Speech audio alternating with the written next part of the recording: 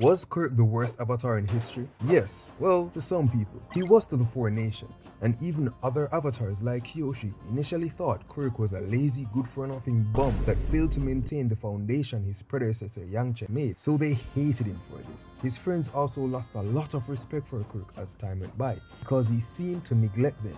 But this was all for a very valid reason. Kuruk was fighting a war that only his friend Nayahita knew about. But why did he choose this route? One day Kuruk noticed that an evil spirit was crossing over into the human world and could cause havoc. He killed this spirit, but in doing so he became spiritually ill because of that encounter, and he never wanted his friends to meet the same fate, so he kept this from them and faced these evil spirits all by himself. Over time this took a toll on Kuruk, and he became depressed and distant. Each time he killed a spirit, it drained his life energy and it would eventually kill him, but he was determined on fulfilling his duties as the avatar by not focusing only on the physical world but instead the spiritual. He eventually found the root of the problem. A very powerful spirit by the name of Father Glowworm was making channels for the spirit to enter the physical world, and Kuruk fought an epic battle, weakening the spirit to the point where the two worlds could remain separate. But this battle took way more years of Kuruk's life. Avatars like Kyoshi lived to see 200 years old, and Yangchen even lived to see 100 years old. Even Avatar Aang lived to the biological age of 166 years old. But poor Kuruk died at a young, green age of 30. His torment was never ending. He had to take on the burden of correcting the spiritual world all by himself. He was frowned upon by society, depressed, and when he truly found happiness, Ko the face stealer kidnapped his wife.